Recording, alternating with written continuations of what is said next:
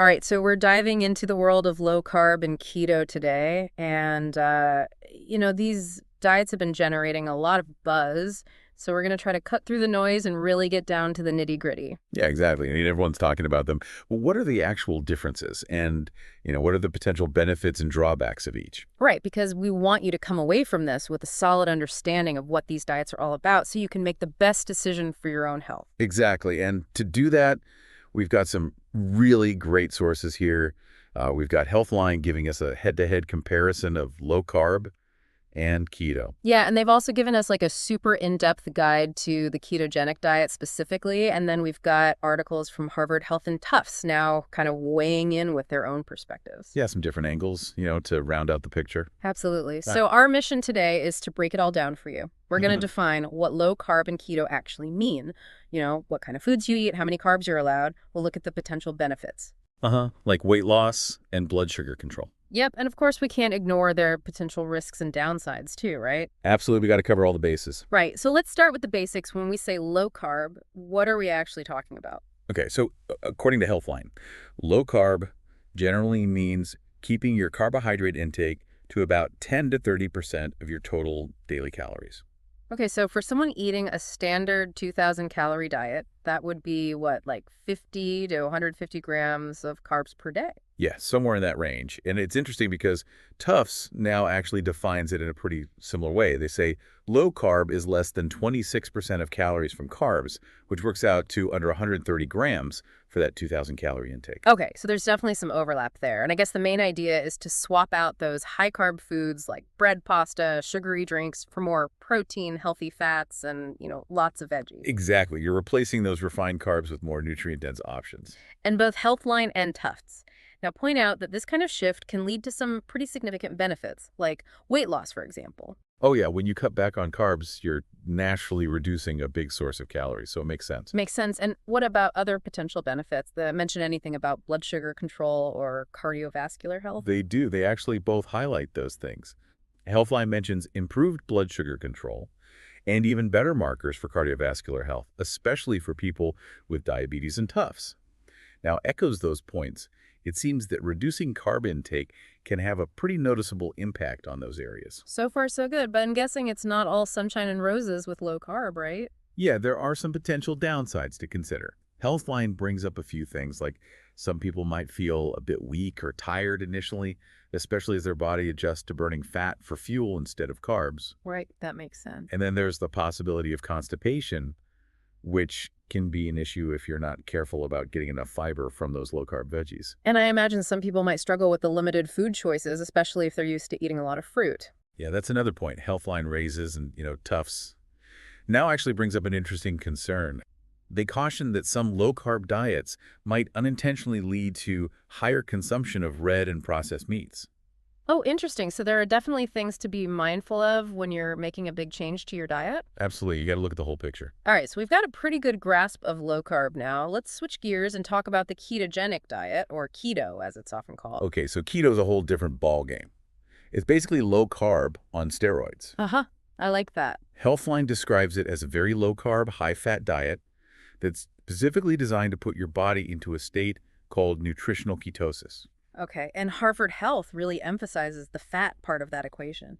They say fat can make up as much as 90% of your daily calories on a ketogenic diet. 90%. Wow, that's a huge shift. Yeah, that's definitely not your typical way of eating. So to reach this state of ketosis, how much are we actually cutting back on carbs? Well, all of our sources agree that to get into ketosis, you generally need to consume fewer than 50 grams of carbohydrates per day. Healthline specifically recommends a moderate amount of protein, around 20% of your calories, along with that very high fat intake, which is typically around 70% in a standard keto diet. And Harvard Health actually gives an even tighter range. They say you need under 20 to 50 grams of carbs daily to really ensure that metabolic switch happens. So way stricter than the 50 to 150 grams we were talking about with low carb. And it sounds like keto wasn't originally intended as a weight loss diet, right? You're right. It actually has some pretty interesting therapeutic uses. Healthline mentions that it's been successfully used to manage refractory epilepsy, especially in children. And there's also ongoing research looking at its potential for slowing the growth of certain types of cancer. And then, of course, there's the weight loss aspect, which becomes super popular in recent years. Okay, so it's got a pretty diverse history, and Healthline actually mentions a few different variations of the keto diet. What are the main types they talk about? Well, the one we've been discussing so far is the standard ketogenic diet, or SKD, Yeah. which is that super low carb, moderate protein, high fat approach. But then there's the cyclical ketogenic diet, or CKD, which involves planned periods of higher carb intake, often timed around workouts or intense physical activity. Interesting. So kind of cycling in and out of ketosis. Exactly. And then there's the targeted ketogenic diet, or TKD, which is similar. It allows for more carbs around workouts, but you're still pretty low carb overall. And then finally, there's the high protein ketogenic diet, which, as you might guess, has a higher percentage of protein while still keeping those carbs super low and the fat high.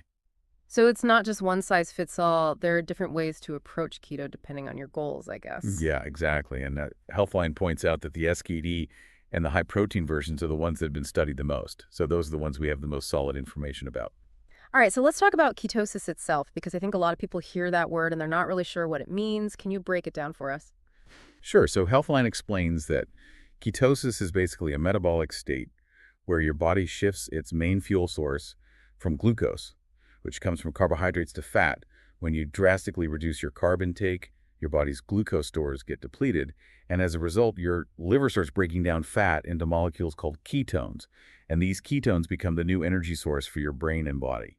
Interesting. So it's like flipping a switch in your body's energy system. Exactly, and it's not just about the fuel source either. This metabolic shift can also influence various hormonal pathways and cellular processes, which researchers are still trying to fully understand. So it's a pretty complex process. And how do you actually get your body into this state of ketosis? Well, the main driver is that severe restriction of carbohydrates. We're talking 20 to 50 grams per day. That's the cornerstone. And then, of course, you need to replace those carbs with plenty of healthy fats to provide that alternative fuel. And what about protein intake? You mentioned that keto usually involves moderate protein. Why is that? Because if you eat too much protein, your body can actually convert some of it into glucose through a process called gluconeogenesis. Ah, so it can actually kick you out of ketosis. Exactly. So keeping protein moderate is key. And Healthline also mentions that incorporating intermittent fasting might help you reach ketosis more quickly, but that's something you'd want to research carefully and potentially talk to your doctor about. Makes sense.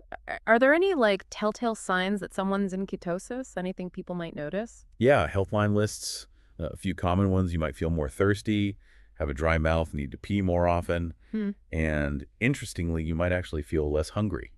Okay, so those are some things to look out for. And of course, there are also tests you can do to actually measure your ketone levels. Right, exactly. There are blood, urine, and breath tests available if you want a more definitive answer.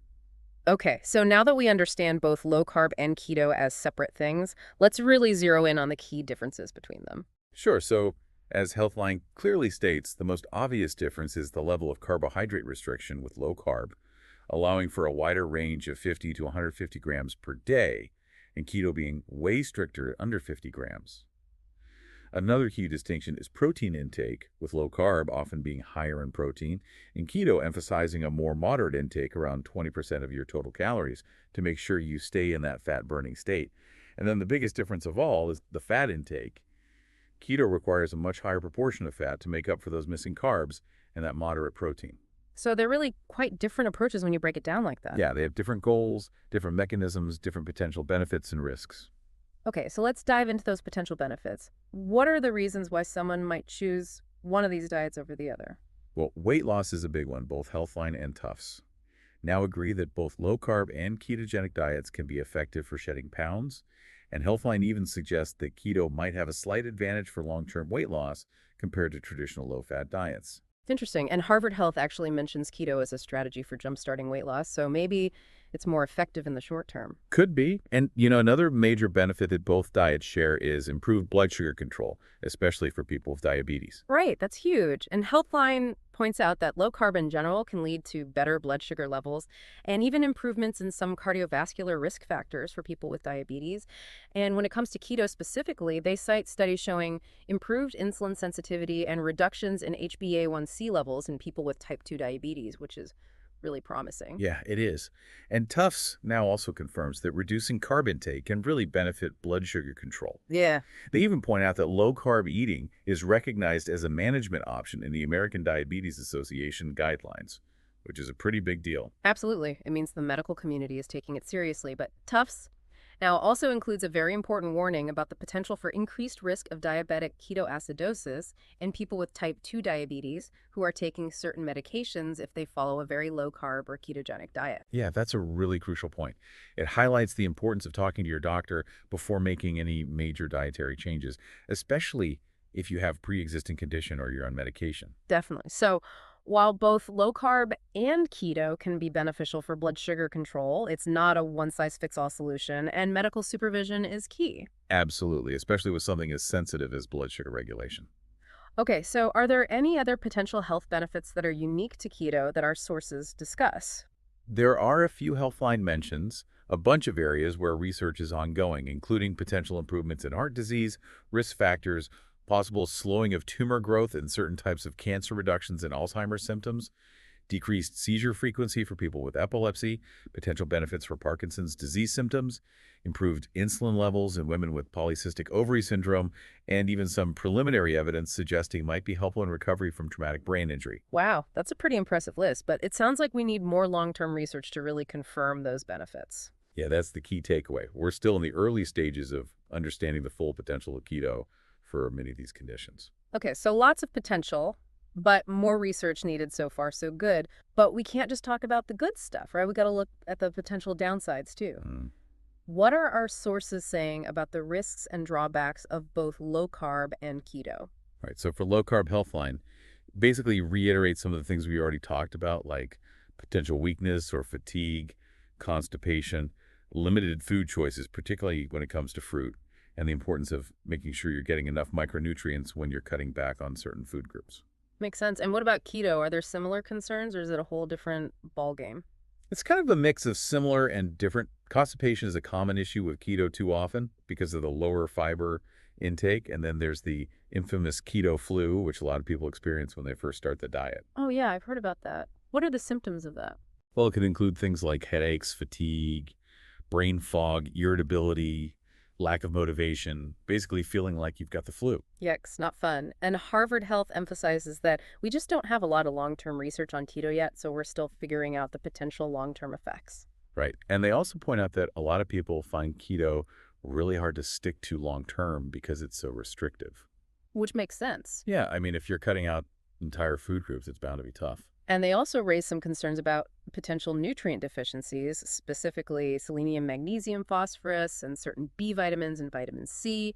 They also note potential risks for people with existing liver or kidney problems, and they even mention the possibility of increased LDL cholesterol levels in some people. Wow. So definitely some things to be aware of. And Tufts now adds bad breath and headaches to the list of potential downsides. Yeah, so it's not a walk in the park for everyone. And both Harvard Health and Tufts now strongly advise anyone considering keto to consult with their doctor and a registered dietitian first. Absolutely. It's essential to get personalized advice, especially if you have any underlying health conditions.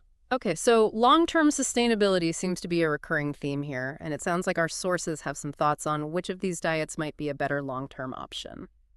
Yeah, they do. Healthline explicitly states that a low-carb diet is probably more sustainable for most people in the long run, mainly because it's less restrictive and has a lower risk of side effects. Makes sense. And Harvard Health echoes that sentiment. They're generally cautious about very restrictive diets because they can be hard to maintain, and people often end up regaining the weight they lost once they go back to their normal way of eating. Right, it's like a rebound effect. So it seems like low-carb might have the edge in terms of sustainability. So even though keto might offer some quicker results or specific therapeutic benefits, it sounds like low carb is the more manageable option for most people. That's the general consensus from these sources. But Healthline does acknowledge that keto might be a good fit for certain groups, like people who are significantly overweight individuals with type 2 diabetes who are really struggling to manage their blood sugar, or people who are specifically trying to improve certain aspects of their metabolic health. Okay, so there are exceptions, but for the average person looking to lose weight or improve their health, low carb might be a better place to start. Exactly. Start slow and steady, see how your body responds. And Healthline actually offers some helpful tips for people who do decide to try the keto diet. What are some of their recommendations? Well, they say it's really important to get familiar with food labels so you can accurately track your macros, especially carbs. They also stress the importance of meal planning to make sure you're staying within those strict limits.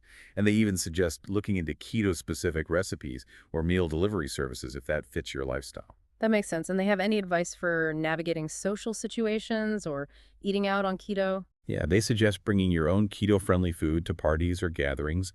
And when you're eating out, they recommend focusing on protein sources like meat, fish, eggs, asking for extra non-starchy vegetables, and considering things like cheese for dessert. So there are ways to make it work, even if you're not cooking every meal at home. Exactly. With a little planning and creativity, you can definitely make keto work in different situations. And what about those initial side effects, like the keto flu? They have any tips for managing that? Yeah, they recommend easing into keto gradually. Instead of going cold turkey on carbs, starting with a more general low-carb approach first can help your body adjust more smoothly. And they also stress the importance of getting enough electrolytes, particularly sodium and potassium, which can help minimize those flu-like symptoms. Okay, good to know. And they talk about supplements at all. Are there any that they recommend for people on keto?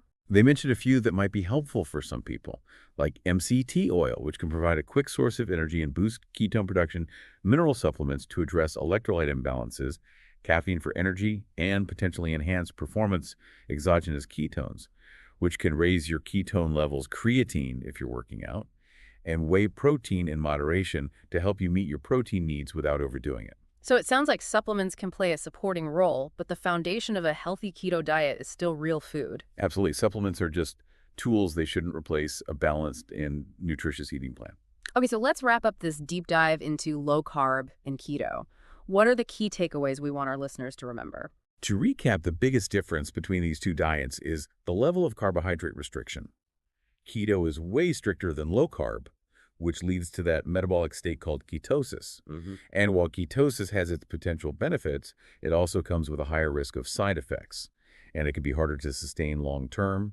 Both low carb and keto can be effective for weight loss and improving blood sugar control.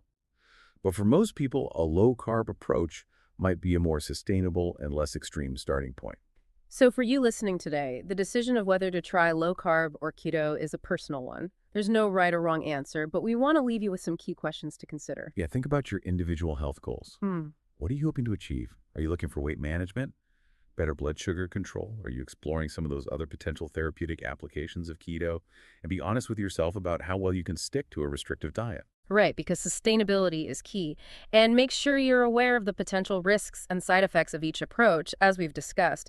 If you're seriously considering keto, especially if you have any existing health conditions or you're taking medications, it's crucial to talk to your doctor and maybe a registered dietitian before making any big changes to your diet. Couldn't agree more. It's always best to get personalized guidance from a qualified professional. And on that note, here's a final thought to chew on. We've seen how dramatically changing the types of fuel you give your body can have a huge impact on your metabolism. So this raises an interesting question beyond the immediate goals like weight loss or blood sugar. How might a deeper understanding of your own unique metabolic response to different foods inform your long-term relationship with food and your overall dietary choices? It's something to think about and maybe something to explore with your healthcare provider. Yeah, that's a great point. It's about finding what works best for you and your body in the long run. Exactly. Thanks for joining us on this deep dive today. We hope you found it informative and empowering. And remember, knowledge is power when it comes to your health. So keep learning, keep asking questions, and keep making informed decisions. Until next time, be well.